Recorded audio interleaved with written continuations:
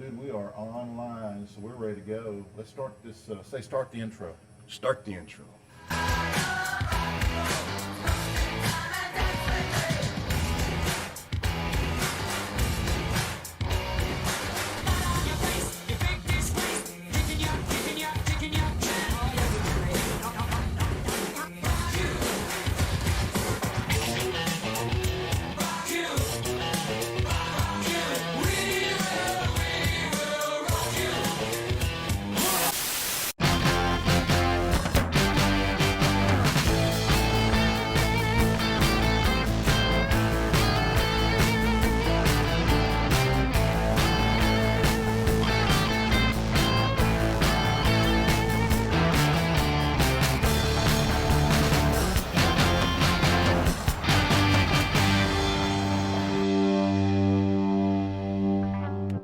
Hey guys, welcome back to Barside Jive. Once again, it's Monday, noon Central, and we are at AJ's on Main Street, South Main Street.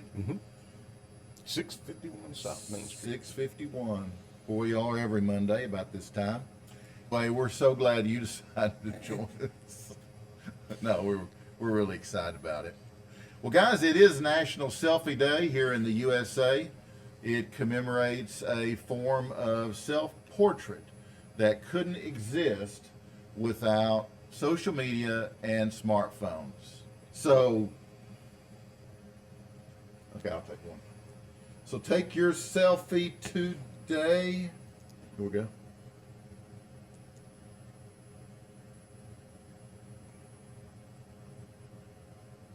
Cool. Do one more. Do one more. One more selfie.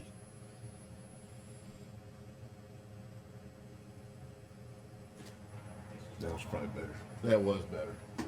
Definitely better. So we hope you guys are taking your selfies today. Oh man, it's dark in here, isn't it? Got sunglasses on. Oh, is that it? Nope, still dark. Still dark.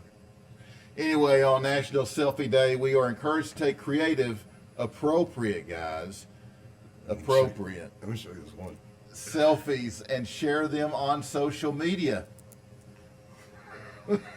That's good. That's appropriate. Yeah. While the act of taking a selfie may predate social media, smartphones, and the word which is now in the Oxford Dictionary, the popularity of taking these self-portraits and the ability to do so has never been easier. Selfie sticks and multifunctional camera phones make it all too easy to take these kind of photographs, as well as group selfies called groupies. Yeah. So how can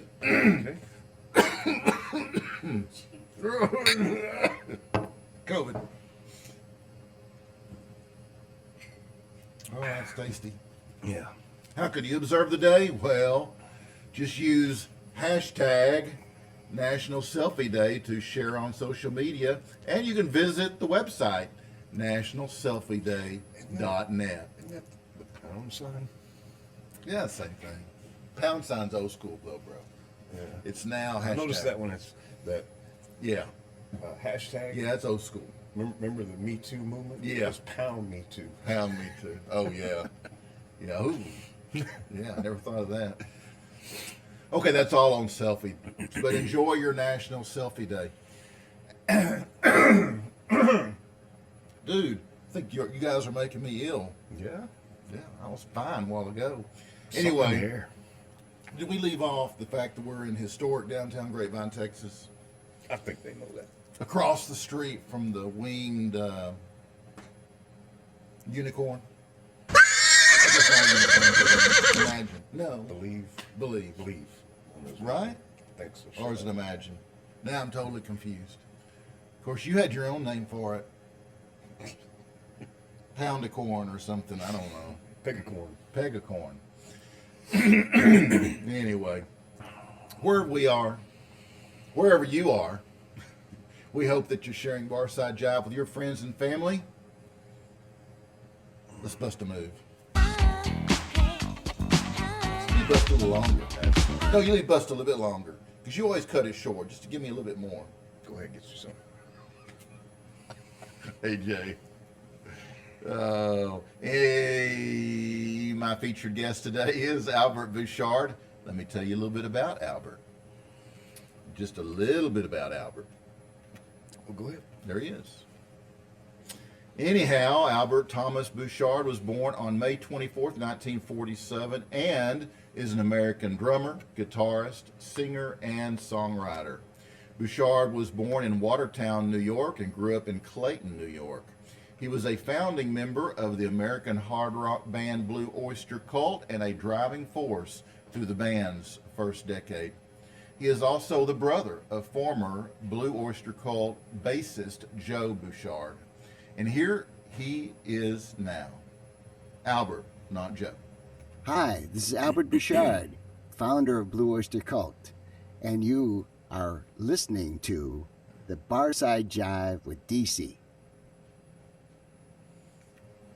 Thanks, Al. We really appreciate that.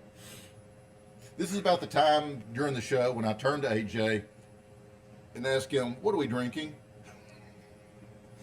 Muy importante. Yeah? From Lakewood Brewing. Yeah. Yummy. Mm-hmm. Nothing like another fine beer here at AJ's on Main. Right, buddy? That's right. Yep. Did we say I'm DC and you're AJ? I think they know that. You sure? You can go ahead and try it. I think they know it. Okay. Well, that's DC. And I'm AJ. Yeah. Just in case you're wondering. But maybe they're a newbie. Might be. Anyway, we've got a picture of our beer of the week.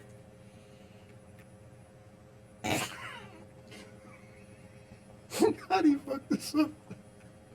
I don't know, man. He's not even here. He's not even here. You called guys, me and asked me which beer. No, I knew which one. I had the Muy Importante in there. I don't know. That's not. That was from last week. Yeah. Anyway, I do think this is kind of a cool glass. Being a dog lover that I am. I thought that's pretty cool. What's it say? It's got a little dog on it. I don't even know where that came from. I don't either. I like it. Oh, that's my cup. You asshole. That's my cup that Maria made me. It was in the. I had it set up there the other No, day. it was in the cooler. So they washed it and I put it probably in the. put it in the cooler. You did. It's I said good. I never even seen that cup. I like it. That glass. Yeah, Maria made it for me. That's cool. Well, thank her. It's nice. The zoo. Having something nice to drink the beer of the week out of. This little dog glass. I was wondering about it. All right, where we at, guys? Where we at? I'm lost. Where we at? Oh, Barside Jive is also sponsored by the legendary Zoo. The zoo. On vocal. The Zoo is the king of classic rock with those deep cuts, B-sides, that stuff you never hear on old corporate radio. The Zoo is streamed universally, 24/7, 365. The Zoo will never die. In addition to my guest segment, which comes a little later in the show, I've got unconventional news, non-traditional weather, weird world of sports, and traffic that's sure to make you go, what the hell did I just see? Delivered with that rawness and that edginess that you crave, but you can only get from me and AJ on Barside Jive, because those fantasy media theaters, they ain't got it. Some of our stuff, well, most of our stuff is satire simply because we got to keep you laughing to keep you from crying. But the big difference in us and those guys is that we are actually entertaining. Especially that Brian Settler dude. He's like, That's that fat ball guy. he's like a bump on the log. Yeah. Anyhow, hang on, because you don't want to miss a thing. Oh, reminds me of a joke, AJ. Are you surprised? Not at all. Yeah. Well, this journalist goes to Russia for a documentary. In a little village, he saw an old man and asked him to narrate a typical happy story of his village. The old man smiled and began, "One day, a long time ago, my goat got lost in the mountains. As is our tradition, all the men of the village gathered to drink vodka first and then looked for the goat.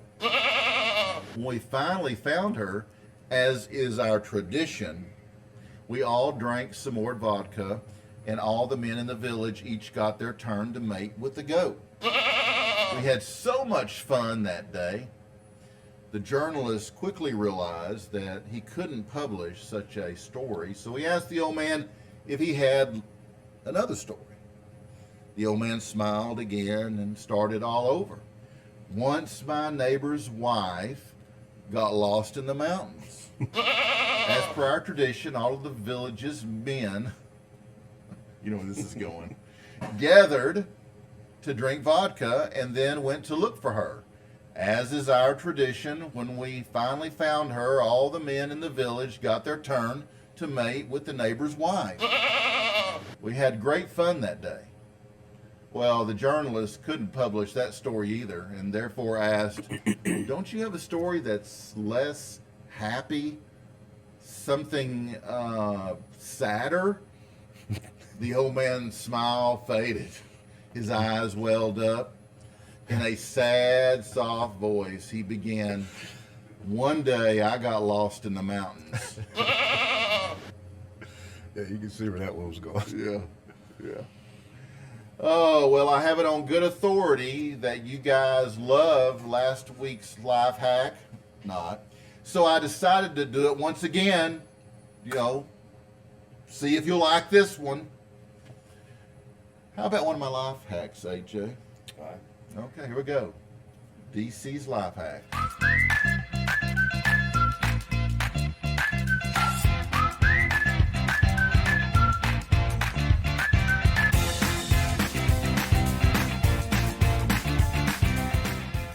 Here at Barside Jive, we believe in the importance of perfect marriages with smoke and hot wives, right? Mm-hmm. Yeah. We also fully understand that not everyone is perfect like us. Though, I mean, sometimes you're going to screw up and get into arguments with your wife, right? Yeah. So to help you navigate these difficult talks, be sure to follow my expert arguing tips. Number one, and this is a series, so expect a little bit more every week for a while. But my marriage tip number one is, as soon as you start arguing, take off your shirt to distract her with your Greek god body. She will immediately, and I do mean immediately, be overcome with desire and completely forget that she's mad at you. Of course, I think I wrote that one in my 30s, so I'm not sure if it's as Greeky as it was, but You're not sure? But for the next few weeks or so, I'm going to dish out more of DC's best marriage hacks, just in case they work better for you than they did for me. If you want to share your life hack or maybe some worthless information with us, give us a call on the bar phone, 469-844-1631, because we know everything. Kinda. Go ahead. There you go. AJ's got the bar phone. Finally found it, didn't we? Yeah. Thank you. We'll see you. Yeah. So power up. This is talk louder. Talk louder. Yeah. So power up. Give us a call. What's that? By the way, Too loud. if today Too loud. is your Too loud. birthday and you want AJ to sing to you, because he loves to sing happy birthday, don't you? Mm-hmm. Loves it. Just give us a call on the bar phone, 469-844-1631. That's the number, guys. Don't forget it. Be sure to check out my YouTube channel. Just search Barside Jive Live at youtube.com and click subscribe. Then click that tiny little bell to receive notifications when I post my premium content, which is free to all of you because you're premium people. And now, an important word from our sponsor, Importante, just like the beer. Yeah.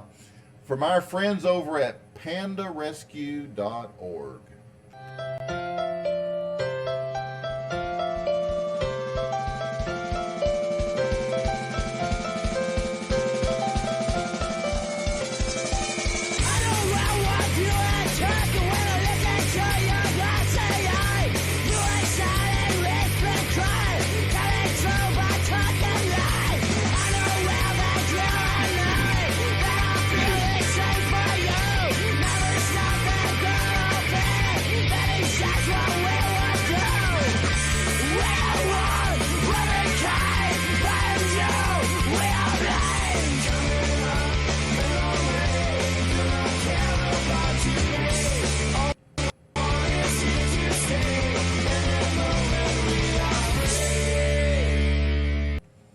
Okay, guys.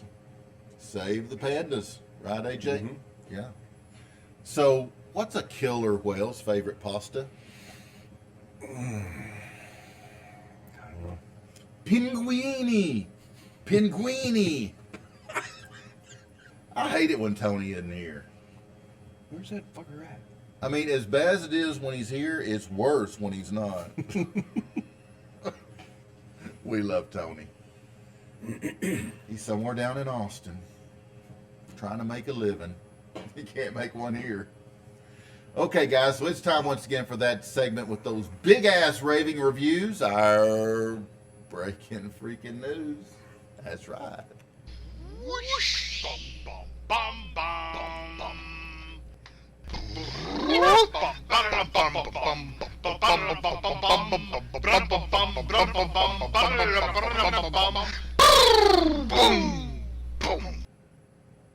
Our top news story straight in from the Barside Jive news desk. 9 careers more appealing than being a cop in 2021.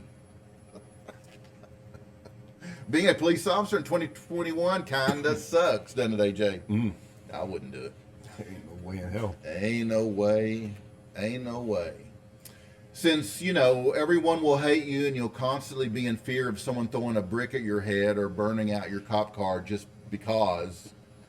Well, we at Barside Jive have gathered up 9, actually got rid of a few because I didn't like them, career choices that are much more appealing than being a police officer in this year.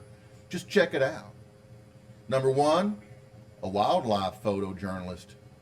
Instead of trying to corral Antifa members, relax and catch some great shots of wild grizzly bears in the Katmai National Park and Preserve in Alaska. Much easier. 2, you could be an IED tester in Afghanistan. Much less deadly than policing in a socialist-controlled city. Number 3, you could be a MAGA hat salesman in Portland. I mean, compared to being a cop in Portland, you'll be loved and adored. Number 4, you could be like Chicago Mayor Lori Lightfoot's assistant. A bad career, but not police officer bad. Did you hear what she announced? That the Bears weren't going to leave Chicago, even though they're looking at property 35 miles out of the city. Really? She said they're locked in a contract until 3033. Yeah.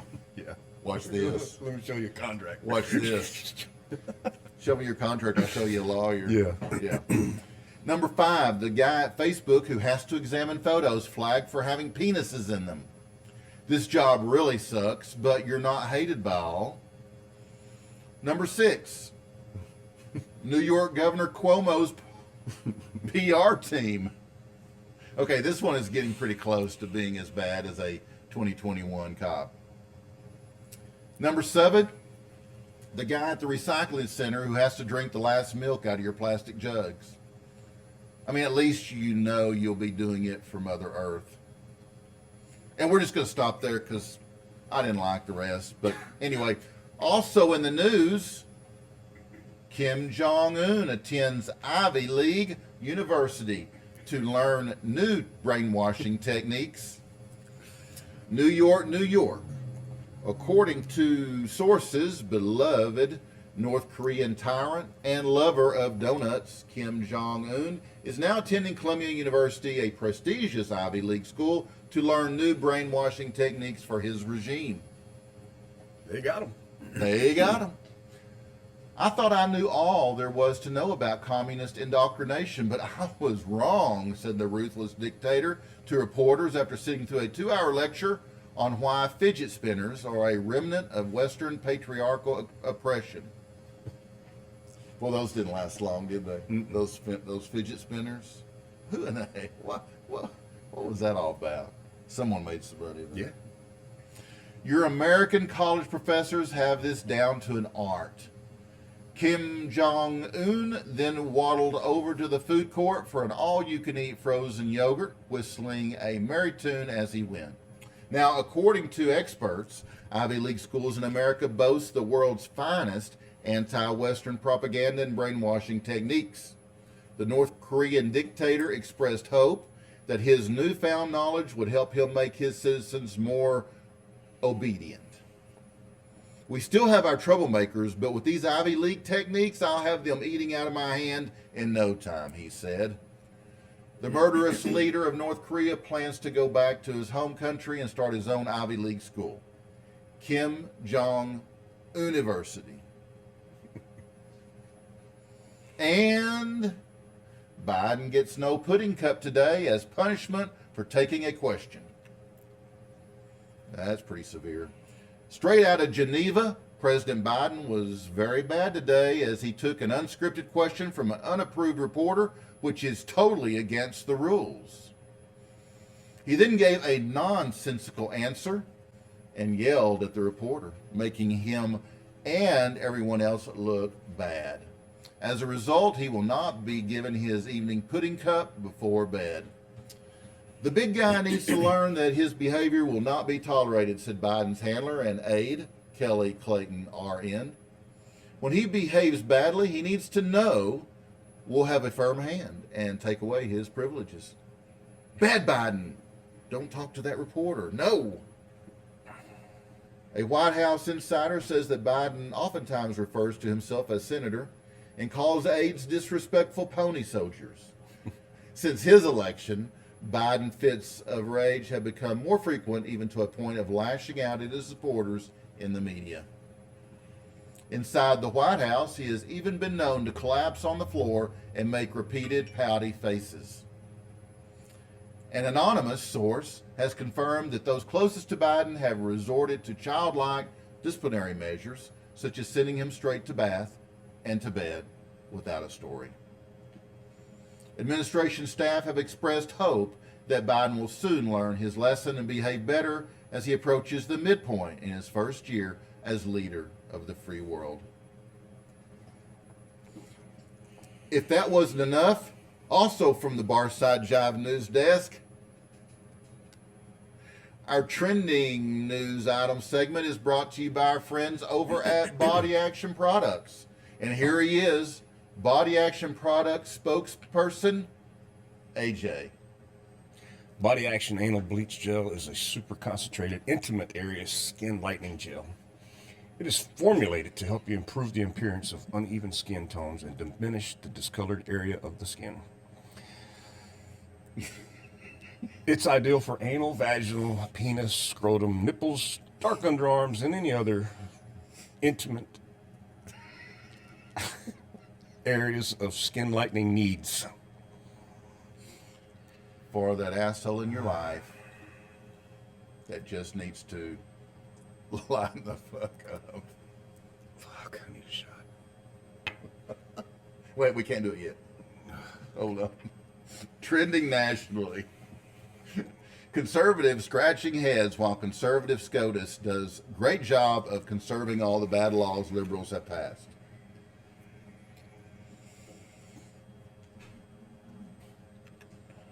Also trending, existential crisis narrowly avoided with timely burrito.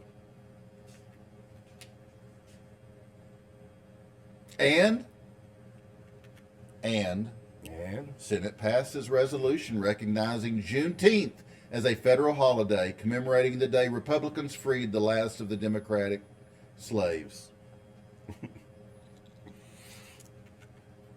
Well, guys, there you have it.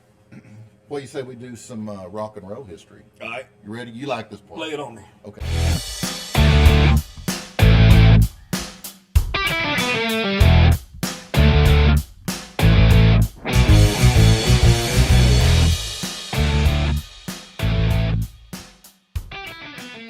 It's June 21, and here are some reasons why this day matters in rock and roll history. Back in 1955, AJ, and I did this one for you, Johnny Cash released his first single, Hey Porter, which sold 100,000 copies. Hello, I'm Johnny Cash. Hello. Kind of. In 1975, Richie Blackmore, guitarist, quit Deep Purple to form his own group, Rainbow. You guys remember Rainbow?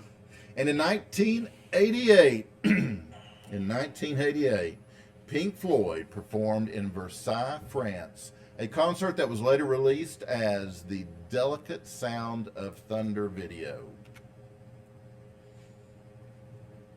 In 2000, 39-year-old Karen McNeil, who claims she was Axl Rose's wife and that she communicated with him telepathically, was sentenced to a year in jail for stalking the singer.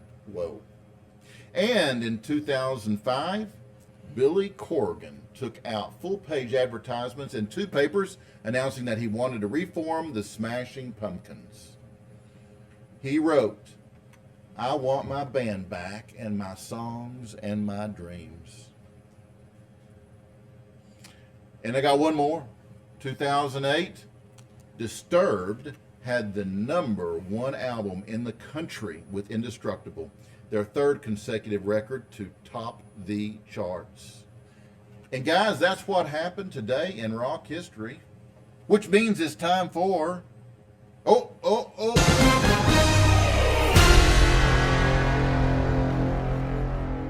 That's the breaking news, guys. We've got breaking news, guys. A police chase has ended in a horrible, tragic situation in Jackson, Mississippi. Let's go to Kara Peters, who's on the scene for an update. Hello, people. So you can look at me. What'd you see? Okay, well, I'm a witness here. What I seen was a horrible, tragic situation.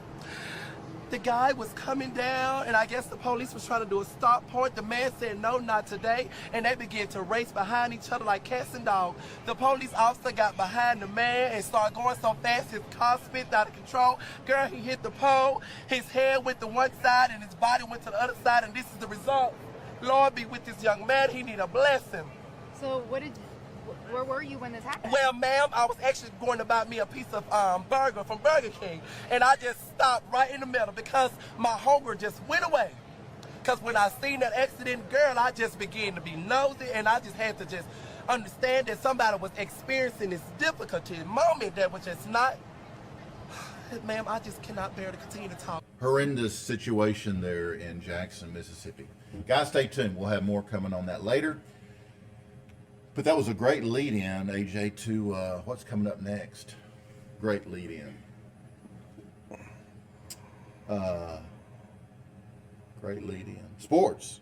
Sports is next.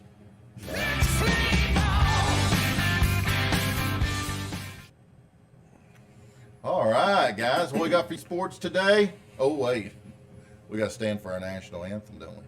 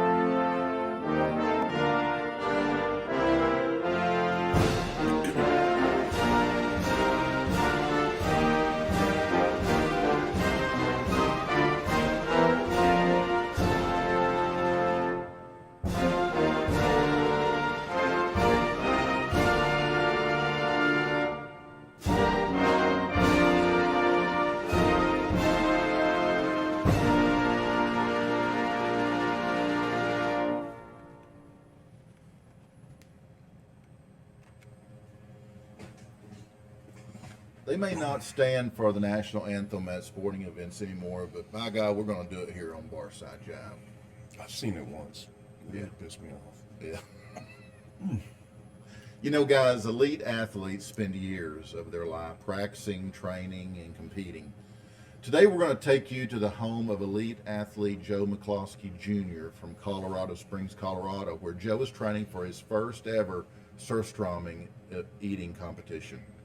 Did I pronounce that right? Surströmming? Shit, I don't know. Eating competition. So let's go now to the McCloskey home where we will join Joe, his wife, and kids tableside as he prepares for his next event. What about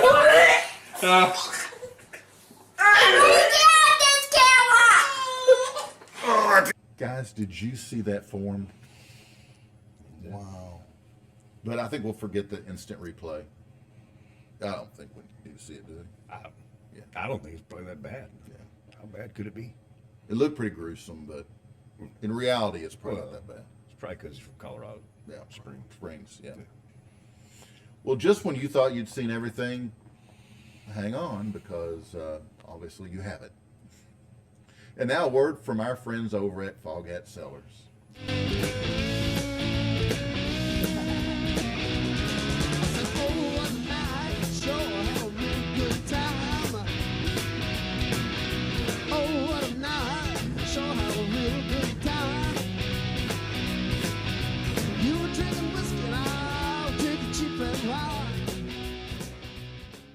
Hi DC, thanks for having us on your show.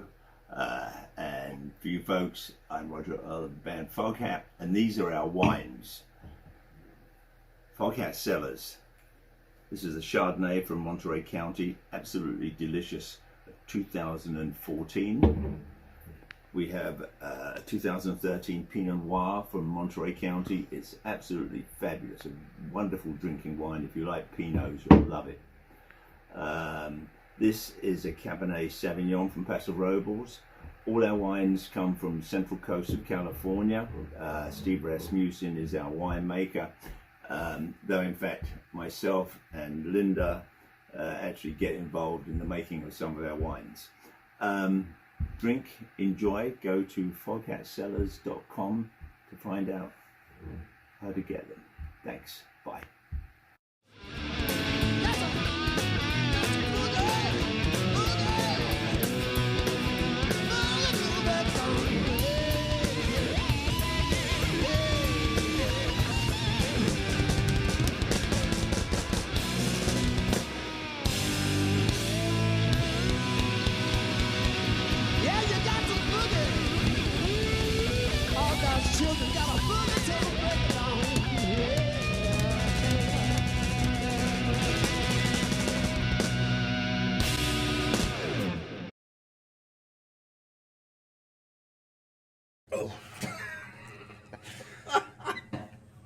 Don't forget to use our special coupon code Barside Jive at checkout screen.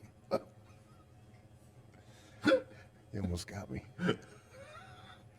For a 20% discount off your entire purchase. And you can even get an autographed bottle from legendary drummer Roger Earl, the only remaining member of the classic lineup, Foghat. Foghatcellars.com, baby. That's where the action is. It's time for some weather, AJ.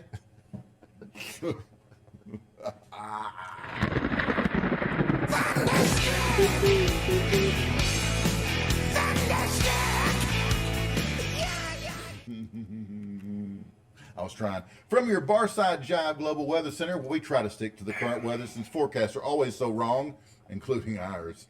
We just stick to the facts, don't we? Yeah. So here we go, guys. Local AJ's weather is mostly cloudy with thunderstorms developing later in the day. It's really, actually, it's kind of sunny right now. It's currently, what, about 90 degrees? Mm-hmm. With a high expected of 90 Fahrenheit. In the shade. Yeah. There is a 70% chance of moisture. Mm-hmm. Air quality is 54 and moderate. Winds out of the south, shifting to north-northwest at 10 to 20 miles an hour later in the day. Humidity is a very moist 63%. I think it's higher than that, but that's what they say, 63. And the sun will set 8:40. Yeah. Man, it was almost 9 o'clock yesterday. I know, isn't that great? It's still awesome. up there. Get a full day, baby. Although you may not see it because of the clouds. So, guys, we are always... Talk about the moon. Not yet. So we are always trying to improve our weather reports with cutting-edge technology, thanks to your donations to paypal.me/Barside Jive Live. So using aforementioned technology, we will recap using our exclusive to Barside Jive outdoor conditions rating system. Ready to go? Yep. Okay, umbrella index, AJ.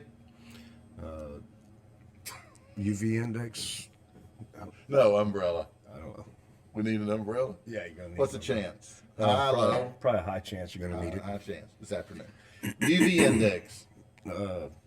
Middle, Moderate. moderate. Middle. Might need some. Depends on how white you are. Oh man, there you go, slamming the white folks. Hey, I'm white boy. I can do it. Mosquito index. Very high. High. Very high. Yeah. Sweat index. Very high. Yeah. Yeah. Yeah. I mean, I was out there this morning early, dragging my stuff in. Takes me about 2-3 minutes, and I was like soaked. Heat index, You're AJ. moist. I was very moist. Heat index, AJ. Extremely high. Extremely high. And as for the moon phase, I got it, man. oh, here we go. Waxing gibbous. We need to look that up sometime, man. Why didn't I? Wax on, wax off, wax on. What the hell is it? Waxing gibbous. Man? Karate Kid. I'm gonna call a friend. Do you like the Lonesome Dove movies? God, I loved it. I do too. The other day I watched Dead Man's Walk, and then I watched the classic Lonesome Dove, and then I watched Return with John Voight playing Captain Call, and then I watched Streets of Laredo.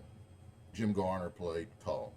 So that's the younger one, where he plays the younger one. No, the younger one was Dead Man's Walk. Dead That Man's was okay. what was his name? Keith Carradine was in that, and what's his name that plays Gus. But anyway, those 4 movies, I watched them. Of course, Lonesome Dove came out first, and then Return, and then Streets of Laredo, I think, and then they went back and did Dead Man's Walk. Showed them when they were young, but so great. Those movies. I love them. The characters were so good, And the acting was amazing. yeah, it's just how they picked everybody for the parts. Yeah, casting did an amazing job. Directing, the directors did a great job. The actors, I mean those. But if you watch them, back to back like that, it's a great story. Yeah, yeah, it's good times. Good times. I tell you one other one that I always thought was really good. What was that? Unforgiven. Oh, Unforgiven with Clint. Yeah. Such a different twist on what you see in the movies. Mm-hmm. What happened to Hollywood, man? Yeah, there ain't original bone left in Hollywood, man. It's just done, and now it's all a bunch of remakes. Yeah, Unforgiven. It was really dark. Yeah, but it was like It came out when I was in the Philippines, and they had. You remember those great big disc players?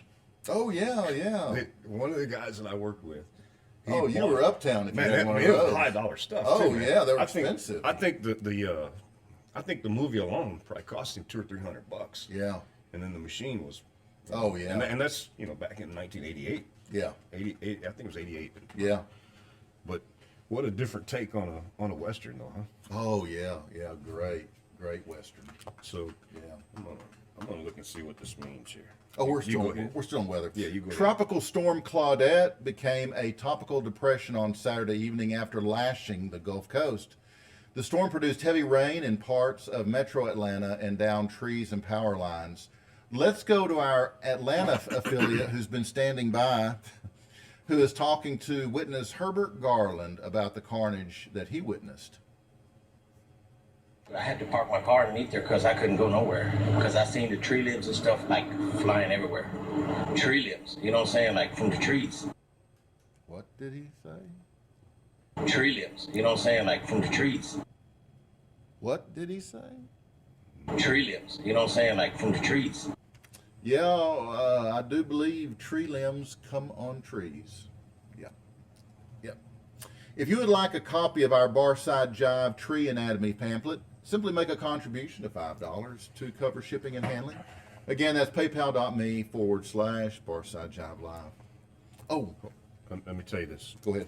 A waxing gibbous moon is in the sky when darkness falls. It lights up early in the evening and appears more than half lighted, but less than full. Okay. Got it? Don't ask me I'm again, so son. glad we know now what that is. Now you know. I couldn't wait. There'll be a test. Okay, I can't wait. I really want to do a Canadian joke Hey, today. can you do that? Yeah. Hey. No. Okay. I mean, is that legal? Yeah. No, yeah. But I want to do a Canadian joke because we have all these great guests from Canadian bands like Triumph and Loverboy. Kim Mitchell had him on. All these guys from I Canada. think it was politically correct to talk about the Canadians. They are our neighbors. Yeah, I know, and I love them. Me too. But I'm doing this in honor of them because it's kind of like they asked me. I think Mike Reno from Loverboy said, "You guys have any good Canadian beers at AJ's?" And I'm like, "No." Yeah, we got Bud Light. Yeah, I had a good Canadian beer. So I told him we'd work on that. I bet you could find it in Canada though. Yeah. Oh, I'm sure you can. So I'm going to do this for them because we never, do any Canadian stuff. So this one is for all our friends in Canada because you may be the only ones that'll get this. So these two Canadians die and end up in hell. Satan decides to pay them a visit, give them a welcome packet. So he walks into their room and sees them talking and laughing. He scratches his head because he's totally confused and asks them, why are they so damn happy? They tell him, well, we're so sick of the cold where we're from, and this place is so nice and toasty. Satan's very annoyed and storms away and goes to hell's boiler room where he turns up the temperature. He goes back to the Canadians' room along the way, being begged by all sorts of people to turn the freaking heat down. So Satan enters the room to see the Canadians having a barbecue. Furiously, he asks them what the hell they're doing. Well, one Canadian replies, we can't pass up this wonderful weather without getting out the barbecue. Satan realized that he's been doing the wrong thing. So he goes back down to the boiler room and turns the temperature down until it's a colder temperature than ever seen on Earth. Satan knows he's won now, so he goes back to the Canadians' room only to see them jumping up and down in excitement. Satan is furious and yells, why are you still so freaking happy? The Canadians look at Satan and shout at the same time, hell froze over. That means the Maple Leafs won. So if you don't follow hockey, ESPN, the magazine, said to the displeasure of many people in Ontario that the Toronto Maple Leafs ranked dead last as the worst franchise in all of professional sports. That's why it's funny. And that's your global weather from your Barside Jive meteorologist. Kinda. Here at Barside Jive. Our weather was brought to you by our friends over at Carl's Jr. and Hardee's. I got a fever and inflammation, that's what I got. You turn the heat on me, so I'm like it hot. Call out the engine, ring up the station, I am on the spot. The Southwest Patty Melt with jalapenos, pepper jack cheese, and spicy Santa Fe sauce. Love burns you up the most, like it or The not. classic just got a whole lot hotter. Baby, I like it hot. The Southwest Patty Melt.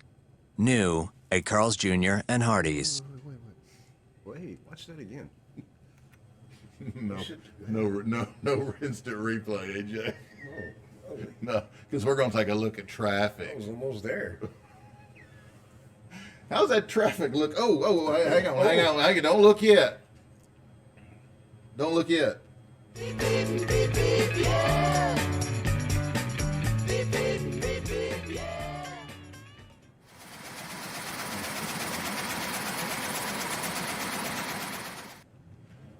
How's that traffic look out there on South Main Street today, AJ? Now you gonna look. It's a traffic jam out there. The train's just run. Oh heck, the old train. Shut down. The old train. Now it's moving again. There we go. Traffic's mild here in downtown Grapevine, Texas. I mean, usually is. But let's go to Kent Tuffin in our traffic center for an update on traffic in British Columbia, Canada. Let's have a look at your morning commute, and we've got a couple of issues on the go this morning as we take... Okay, this is my phone, not my clicker. Ladies and gentlemen, we are experiencing technical difficulties. Please stand by. It's important to have the right remote, right? You know, those remotes are one of our dad's favorite things. I mean, don't believe me, just let their remotes die and there's no batteries around. It's like dad turns into an instant I was my dad's remote. Oh, yeah. AJ. Go turn the TV. Yeah, that's back when there was 3 channels. Yeah. 4.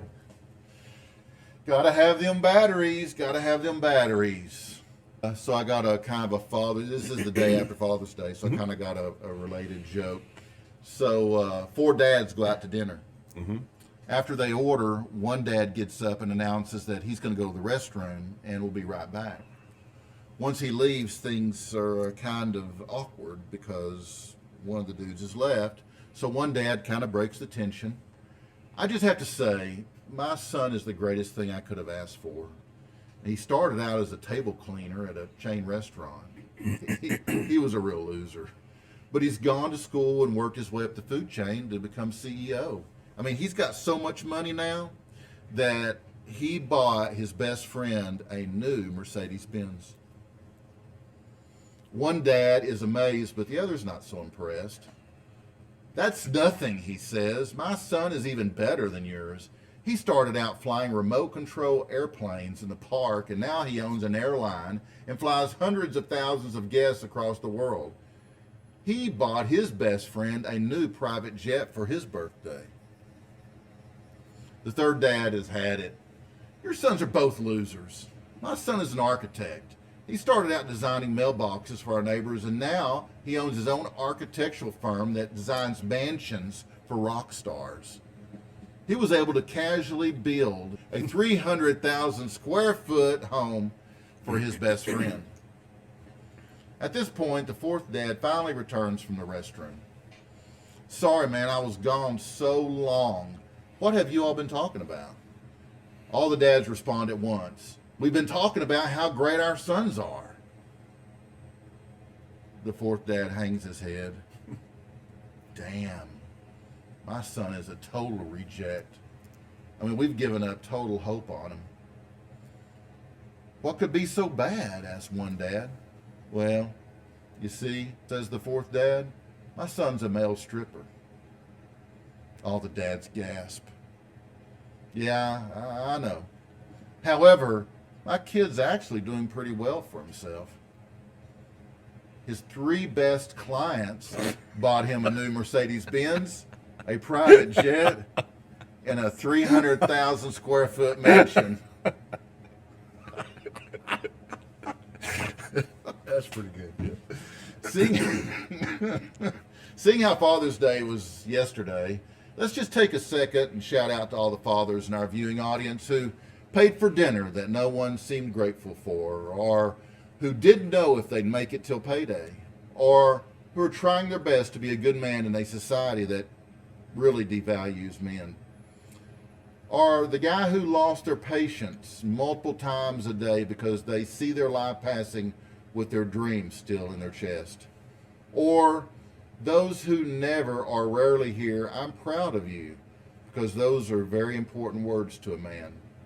Or those who work long hours and sometimes multiple jobs and leave all the day's frustrations at the door to be there for their family, because that's just what dads do. Who love so much even when they feel they are failing at everything. Who shoulder the weight of the whole world for their family. Well, guys, we're here to tell you that you're doing an outstanding job, and we are proud of each of you. So happy Father's Day. Happy Father's Day. 2021.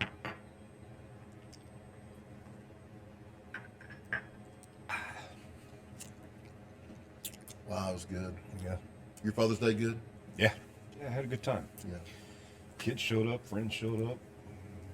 I cooked steaks, potatoes, Brussels sprouts, made drinks, did it all. Yeah. Well, I did it all. You did it all. Yeah.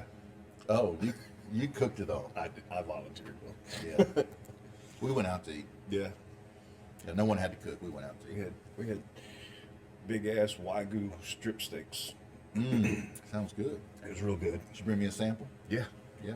Okay. Well, guys, we hope you did have a good Father's Day, and can't wait till the next one. Yep. Yeah. That'll bring us up to our featured guest segment, which is sponsored by Old Hip and Hippie. Hip and Hippie is a planet-loving company known for its high-quality, earth-friendly, 100% recyclable candle line and natural body care products. It's no wonder eco-supporting people love Hip and Hippie, hipandhippie.com.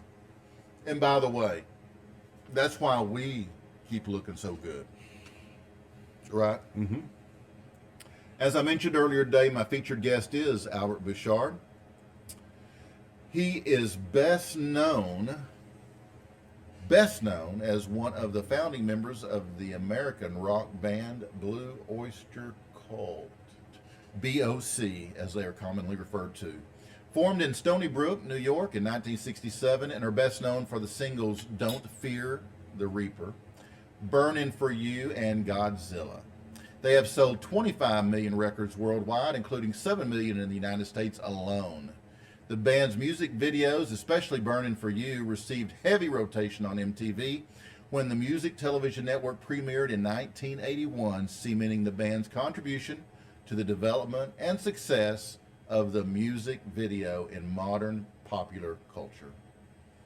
Blue Öyster Cult's longest lasting and most commercially successful lineup included Donald Buck Dharma Rosser on lead guitar, Eric Bloom, lead vocals, Alan Lanier on keyboards, Joe Bouchard, Albert's brother, on bass, and Albert Bouchard, my guest today, on drums.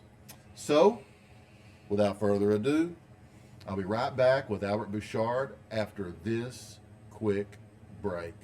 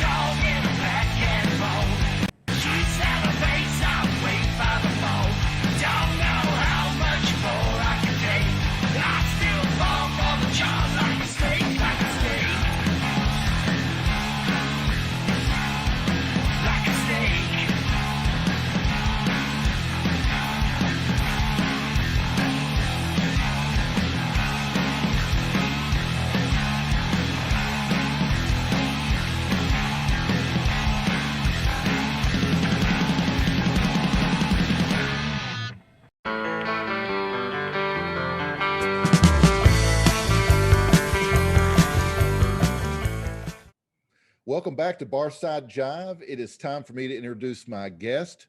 I would like to welcome American drummer, guitarist, singer, and songwriter Albert Bouchard, best known as the founding member and drummer of American hard rock band Blue Öyster Cult.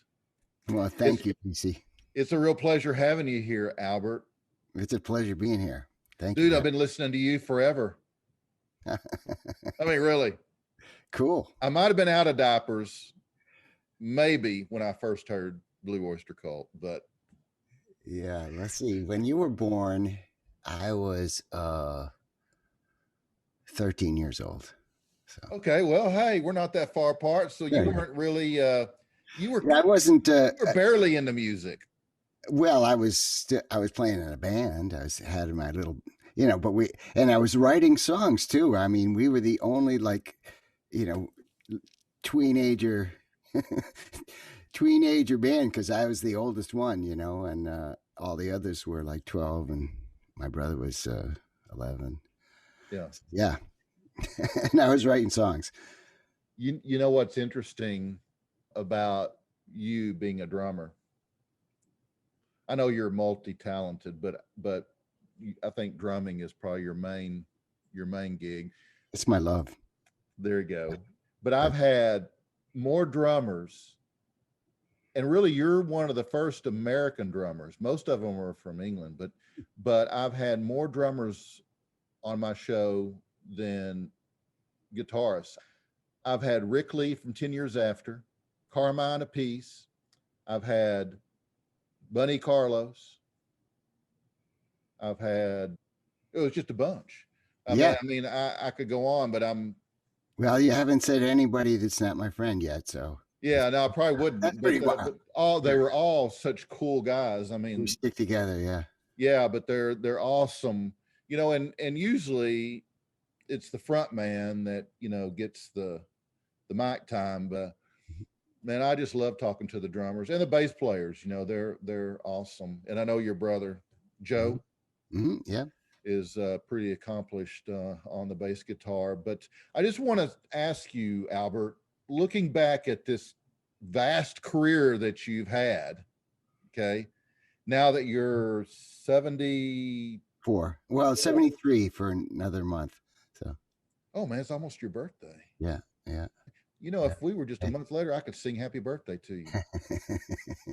Shoot, that would have been awesome. Yeah. I mean, who gets to sing Albert Bouchard happy birthday? Well, I belong to a glee club, all male glee club, and we are singing for the Mets, the New York Mets, on my birthday this year. So I'm going to have a big old party. Wow, that is awesome. Of people, yeah. And really, yeah. Yeah, that's awesome. Even at 20% capacity, it's still like, 10,000 people. Yeah. It's a big crowd. Yeah. Wow. Well, looking back over this career that you've had, what comes to mind? What do you think when you think about everything you've done?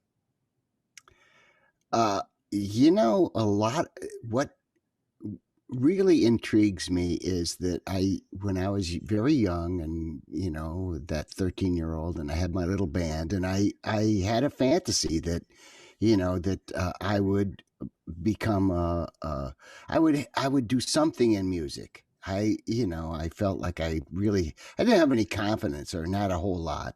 So I didn't really think I'd ever be good enough to be a professional musician, but I could work in a guitar store, or I could be a DJ on the radio. These were the things that the career choices I was considering as a child. I just love music. I just love it, and so I knew that I was going to do that, but I actually didn't. I wanted to hear just one time, just to hear my voice on the radio. That would be great. Just one time. That was all I needed. But yeah. And then you got it. One becomes, okay, now I want to have a hit record. And then you have a hit record. Now you want another hit record. Yeah, it's a step, right? It's a big flight of stairs there that you've traveled. Yeah. I guess you're pretty happy with your path. Yeah, yeah, and over the course of time, especially I was down here in New York City, and I wanted to be a part of the New York City music scene. It seems so vibrant, always, coming from a very small farming community in upstate New York, a tiny little place, and to come into the big city, it always seemed like this is where it was happening. There was 53rd Street in the jazz era, and all this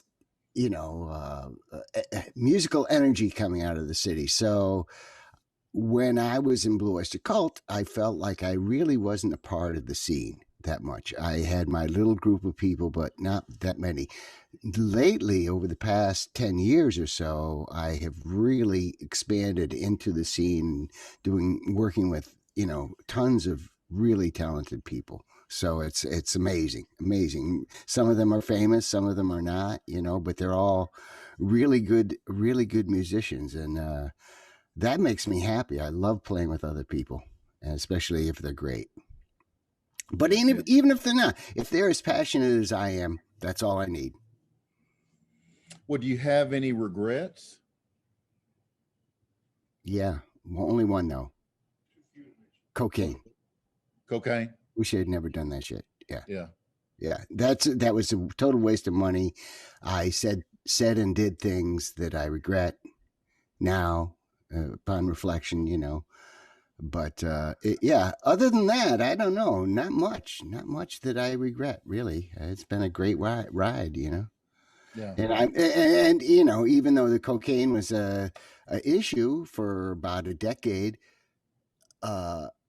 I don't have to worry about that anymore. That's not, it's over 30 something years since I did it. So it's not, I'm not tempted at all, but, I'm in relatively good health. I just got back from a run a couple hours ago actually, but, so, and I did the 2019 New York Marathon. So, I'm still doing it, I'm still taking care of myself, and, and I'm not one of these, I'm teetotal or anything like that. I like to have a drink or, puff or whatever, but, not cocaine, no cocaine.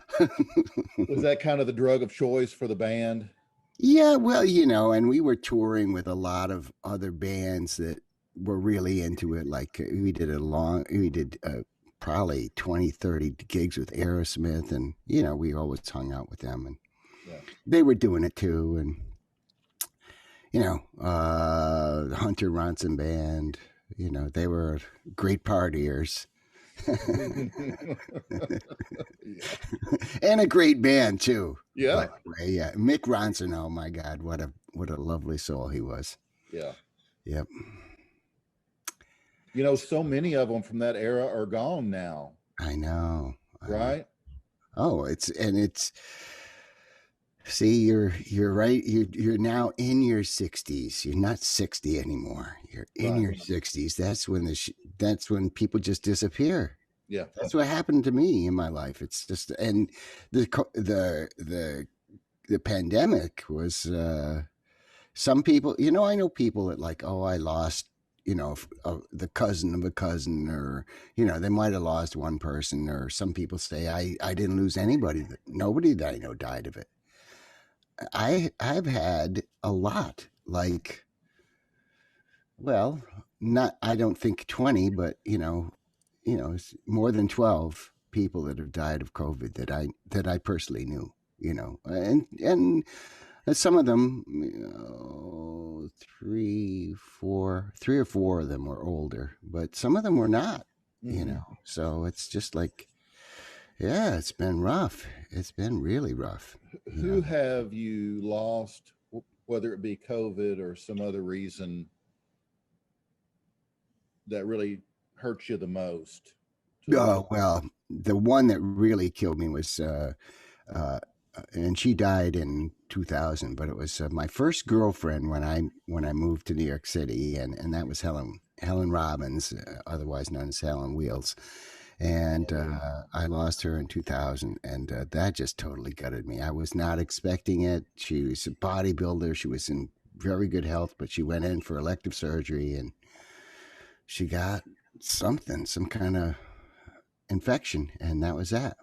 Yeah. And just tore through her. But, and my friend Mark Barkin, who was a songwriter, and I knew him for about 40 years, and he passed from COVID back in May of last year. And my girlfriend's mother, who was, we're not married, but she was like a mother to me, and she passed of COVID in July.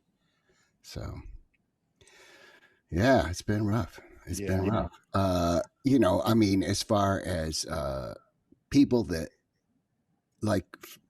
anybody would know, like, well, I remember when Jimi Hendrix died that I was gutted. That really blew my mind, because I had thought, I kept running into him, and I was getting up the nerve to actually have a conversation with him, when I first saw him, I couldn't even say hello. I was too shy, but Is that right? Yeah, but towards the end, I think the last time I saw him, we had a little, I was like, hey, is Ringo going to play with you tonight? And he said, I don't know. Why don't you go ask him? So I went over across the room to Ringo, and I said, hey, if, Jimmy wants to know if you want to jam with him tonight. He's going to come in and jam. We just finished our set, right? Yeah. He's going to come in and jam, and you can use my drums. I mean, I'd be totally honored if you played my drums. He goes, oh no, I'm just gonna be a spectator tonight. Oh man. Yeah, and I think the what I heard was that he was a little hungover, so Yeah. his liver was telling him he was a bad boy. Yeah. Thank God that liver can talk. Yeah. Oh, it does. Mine does to me too. Absolutely. If I just go over just a little bit, it's like, oh no, I wake up in the middle of the night like, what the fuck did I do? But that's fortunately that is very rare. Maybe once in a month, once a month or once every 2 months. Well, like, especially when you have friends, we're hanging out with friends, and I'm a little guy, so my friends are all bigger than me, and they can drink more. Yeah, right. So I just got to remember not to try to keep up. Yeah. It's not a race. That's right. Oh my God. So tell me, Albert, how were you exposed to music in the first place? Okay, so that was my parents, basically. My mother had an extensive record collection. She worked for, she worked for the FBI. And really? Chicago, yeah. Straight out of college. I mean, she was like valedictorian of her class. So, and she could type and all that stuff that, they expected women to do back then. So she ended up getting a job in Chicago with the FBI, and she was a single lady. And so she had disposable income. So she had a huge record collection, even though when she went from having lots of money to having not much money when she married my dad, but loves this crazy thing. So we always listened to her records, and my dad he played guitar and harmonica. He taught me how to play harmonica. I mean, he taught me the pucker style. Yeah, so, yeah. Which, I was talking to Magic Dick a few years ago because I wanted him to play on a record that I was making. And he unfortunately couldn't do it because he was, his father was sick. And so he was taking care of him, and by then mine had passed. But and I was saying, my dad taught me how to play. And he goes, tongue blocking or pucker? I said, I've never really got the hang of tongue blocking. He goes, dude, man, you're never going to have good tone on harmonica unless you do tongue blocking, because you just can't get the power. I'm like, really? Yeah. And so now I tongue block. I mean, I'm no Magic Dick. I mean, we played a gig with him, like 2019, I guess, and a little tiny club, and it was an acoustic gig. So my brother and I have a duo, and acoustic duo where he played acoustic guitars, and he was there with his guy, his guitar player, as the Asian guy. I can't remember the name of his name, but he's really good. And they played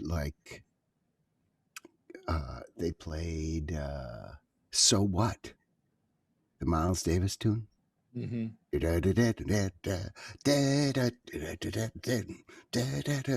was really amazing. I mean, he was just like whipping off these jazz licks, I mean, it was, he's on a chromatic, Right. Yeah. Wow. Yeah. He's really good, a really good harmonica player or harp player, I guess. So were you exposed to drums or guitar first? Oh, guitar. Guitar was first. Yeah. I mean, well, I actually got a drum for my 3rd birthday because I saw a parade. It was Memorial Day, so it was a little bit after my birthday, and I started, whining, I want a drum, please give me a drum. I want to play like in the parade. And they're like, oh, isn't that cute? We'll get him a drum. Right. Okay, yeah. No, it lasted maybe a month. I mean, and this is oft-told story, and I only know because it's a family story. Uh-huh. It's the story that my parents would always tell, and everybody laugh. But so I'm 3 years old. I had my first drum and some drumsticks, I'm sure. So it's probably one of those little cardboard things with a piece of rubber over the top, and you get at the 5 and 10 cent store or something, the dollar store, or well, the equivalent of dollar store back in my day, right. 5 and 10 cent store. So I'm playing this drum, and so it's like early in the morning, summertime. The sun has come up, but it's like 5:30 or 5:45 or something like that. And my mother hears the drum. She goes, "Oh, that stinker! He's trying to play in his room. He doesn't want to wake Grandma up." We were living with my grandmother at the time, my father's mother, much to the chagrin of my mother. But anyway, so she goes in to tell me to cool it, cut it out, you're going to wake up Grandma. And she comes in the room and there's just a wet diaper on the floor. And she looks out the window and there I am with no clothes on at all, marching down the middle of the street, playing the drum. So that was the end of that. That was the end of that until I was about 11. And then they let me play the drum again. Wow. The naked drummer. Yeah. Yeah, that should be a song. So, well, tell me this. Yes. What was your aha moment? Aha, I want to do that. Okay, I can give you that. That was I was in school, and after school they had like a little basketball program, and I was probably in 7th or 8th grade. So what was that, 12 or maybe 13? I don't know. But so I was leaving basketball practice, and I heard down in the basement of the school, because the gym was all the way up on the 3rd floor, I think. Yeah, the 3rd floor. And in the basement of the school, I heard where the cafeteria was, I heard this song that is known as Walk, Don't Run by the Ventures. And I heard that song. It starts with a drum solo.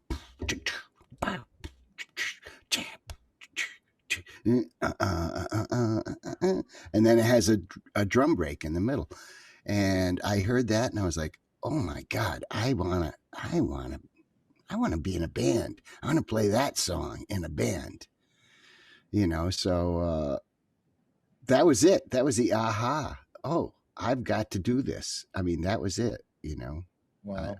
I just really wanted to do that, and of course, so my brother and my cousin Teddy, they were playing guitars, and his cousin Eddie, they were all playing guitars, and I said, let's play that song, and they're like, oh no, we can't. That's too hard. I'm like, oh, maybe something else like that. Maybe we'll put a drum break in some other song. So we played, and my cousin Teddy, his dad was a weekend musician. He had a job in a realty company. It was owned by his father. So, but every Friday and Saturday, basically, he would go out to the local bar and join his buddies, and they would play Misty and, some Les Paul songs and things like that, completely jazz, no rock, not spoken here. So, right.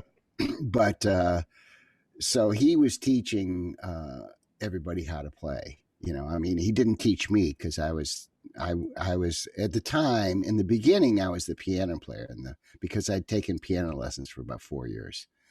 So, which is, and at the time I thought it was like my parents were just torturing me. It was like, they're not going to let me play the drums unless I can, play another instrument. Drumming is not going to be my only thing, so they were insisting that I play the piano. And I remember by the end, I was just sick of it. And I was like, you're wasting your money. Why? I don't want to do this. It's taking up my time. I got a job after school. I'm still an altar boy.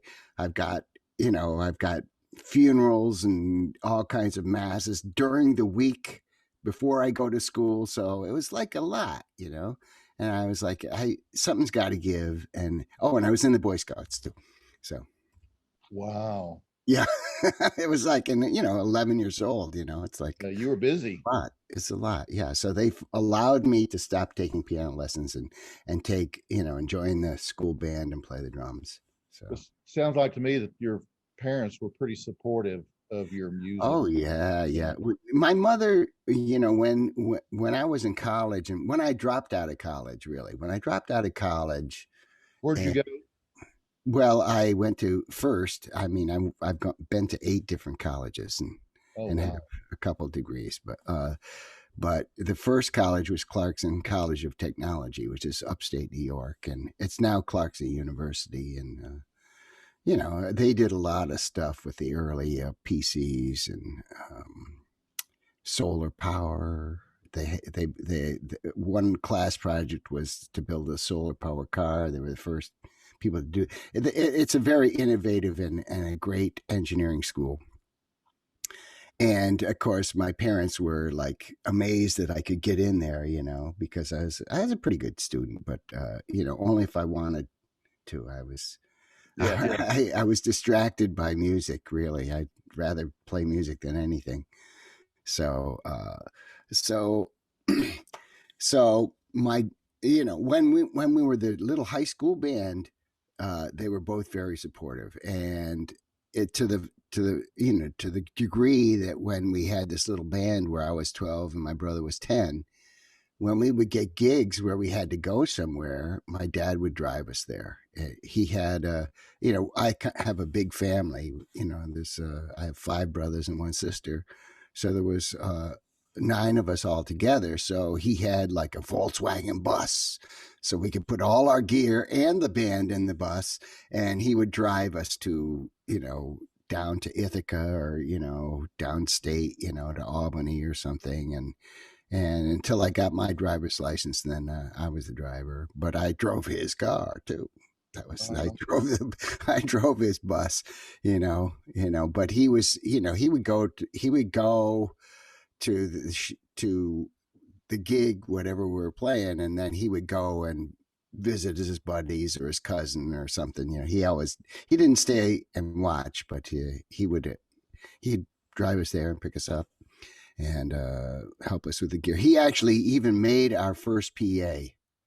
Wow. And I remember we played the Elks Club in Syracuse, New York. and it was a big room. It was probably held maybe 600-700 people, and so it was the biggest room we'd ever played.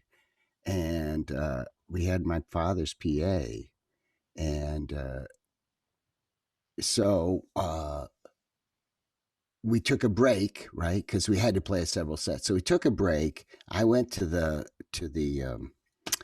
concession stand to get a Coca-Cola or something to drink because my throat was getting sore. So on the way back, I'm coming back, and I get right maybe 10 feet away from the stage, or where the band was, the band area. It was not much of a stage. It was like a stage this high. No. So like 2 inches high. But anyway, so I get to the stage, and the band, and they're playing. My cousin Teddy has jumped on the drums, and they're playing the next song because it was taking me too long to get back, and I couldn't hear them. So I said, we got to get a better PA. And my father's like, he said, it's 5 watts, man. I'm like, 5 watts is not enough. Our guitar amps are 20 watts or 40 watts, and he's like, oh, you could deafen somebody with 5 watts if it was hooked up right. I go, we need a PA, and we'll pay for it. Don't worry. We got the money from the Elks Club. We took that money and bought a PA. Yeah. Wow. A Shure PA, actually. A Shure amplifier with 4 channels and 2 Electro Voice speakers. That was it. Wow. Y'all were uptown. Yeah, we upgraded our sound considerably. I mean, and we did pretty well for a bunch of little kids, playing. We won a battle of the bands when I was 16, and we played hundreds of gigs, and we had a huge repertoire, 200-300 songs, and whatever was popular, we just learn it. My brother Joe could just hear something on the radio, and he would have the lyrics down pat, and the next day he'd have the chords and the arrangement. And I mean, they were all wrong. That's what he says now. But at the time, and he was teaching us how to do it, even though he was the youngest, but he was teaching everybody how to do these songs. So we had a ton of them. It was great. So when I dropped out of college, my mother she kind of like, how are you going to be a drummer? You have no rhythm. You can't even play 2 hands on the piano.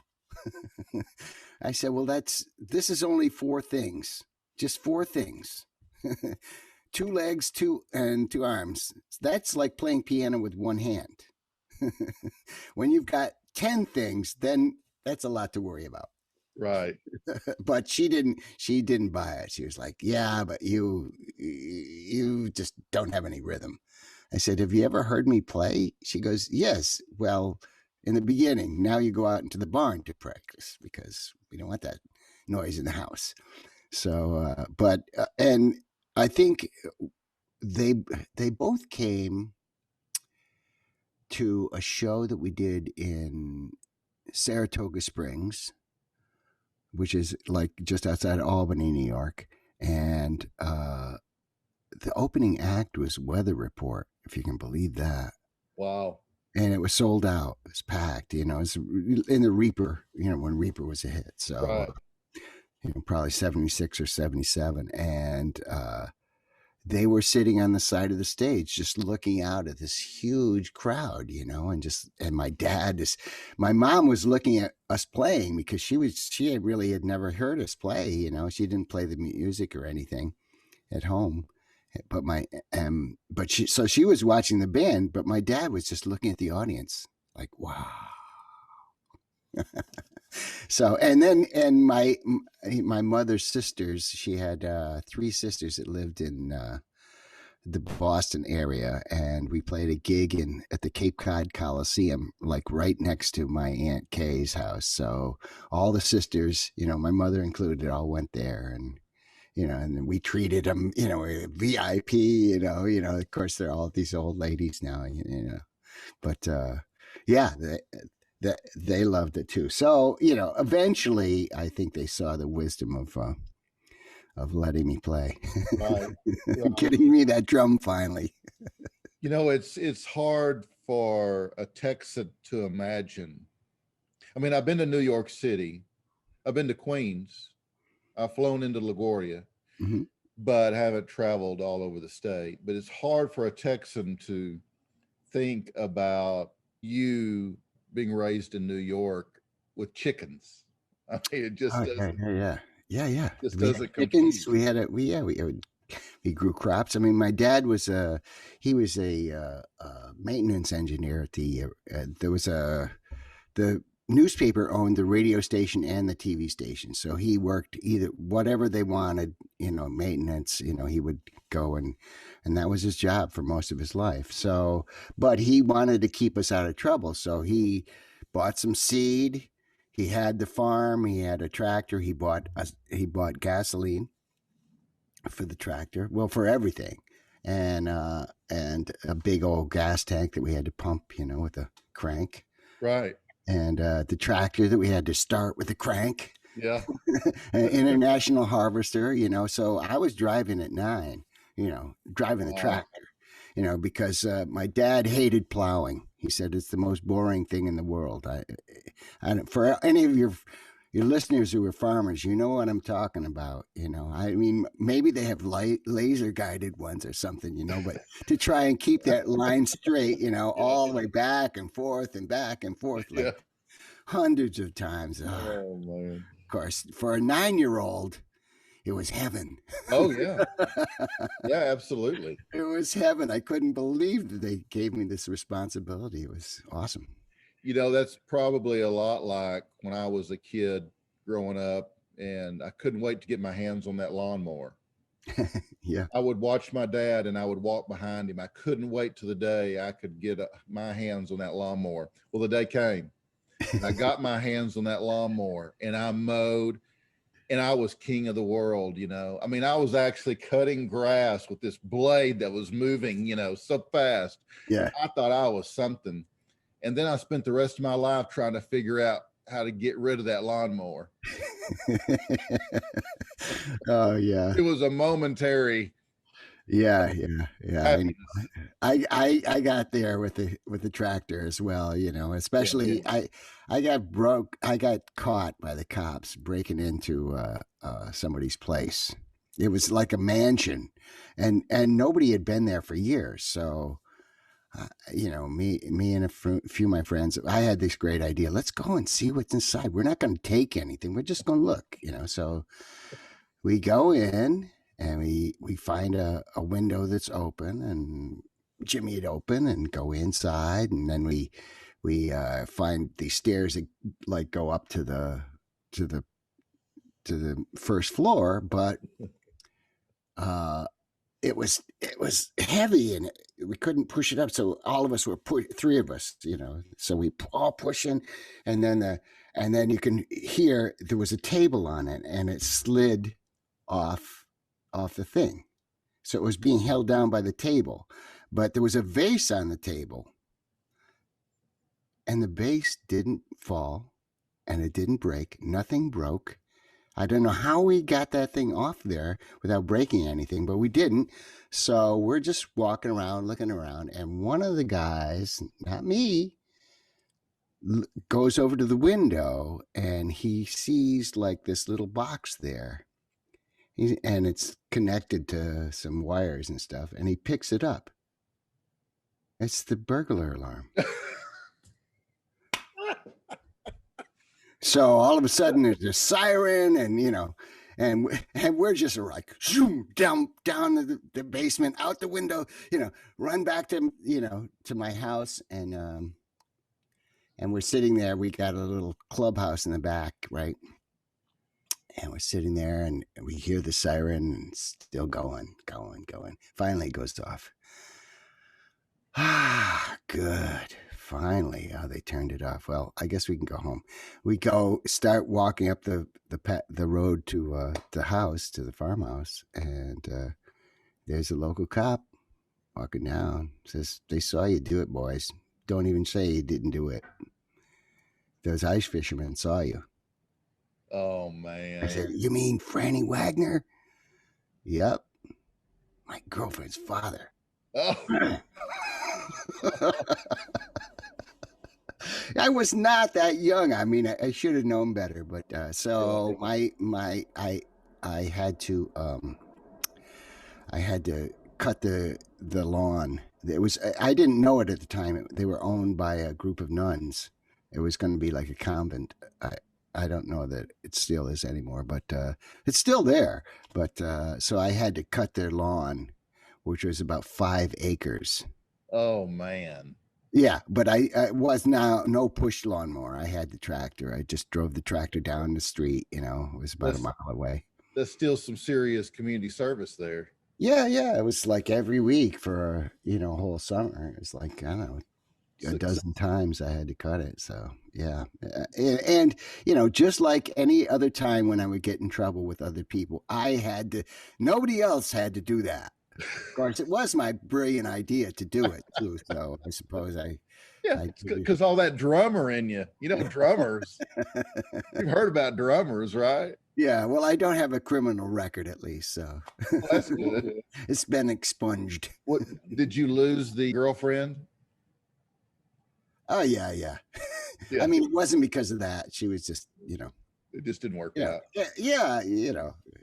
So you guys really converted the barn and did barn dances? Yes, that's right. That was a big thing. That was only the last 2 years, but we got this idea to tear out everything but the stalls where the burrows. We had 2 burrows that we used to torture. and yeah, so I was playing my drums in there anyway because I couldn't play in the house. So I was playing there, and I'm like, what if we made this into like a club? So then we had to get a license. We had to do a lot of research and get a license and pay, and we had a certain capacity, and we had to pay. We had to pay for the license fee, but and we would charge like, I don't know, 25 cents or something, but we would get a couple hundred kids, so it was cool. Oh. Yeah, and we sold sodas and candy and popcorn and stuff. And you were quite the entrepreneur. Yeah, the whole family was involved, like all my really. Yeah, my brothers, my sister. And the only thing, we didn't have a bathroom, so there had to be somebody in the house. Oh, our house, because of a big family, we had 2 bathrooms. So somebody had to show them where it was and make sure that stuff didn't disappear or whatever. Yeah. So there was always somebody in the house. But yeah, that was amazing. We sold out like every show. It was like there was hundreds and hundreds of kids, Wow. Be there. So how did Nellie and Pedro, how did they take to the new Well, when we had the dances, they were outside, they were out in their little fenced in area there. It was actually pretty big, so they enjoyed that. Nellie was Nellie was the mother, and she really did yeoman's work. She was much more compliant, to like pulling the sleigh in the winter. Oh, Pedro hated that. Yeah. Pulling the sleigh, but Nellie would do it, and they both got ridden. We had a saddle, and we'd ride them once in a while. But I think really for us, they were more like just pets. We go and talk to them and feed them and brush them, and the things that you do with an animal like that. Yeah. Right.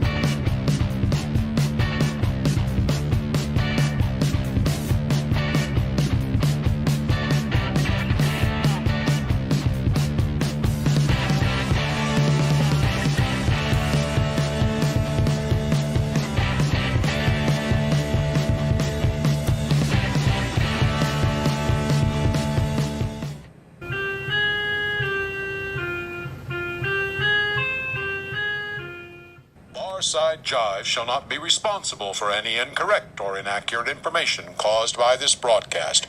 Barside Jive does assume, however, all responsibility for the satirical nature of its content and for the occasional fictional nature of its content.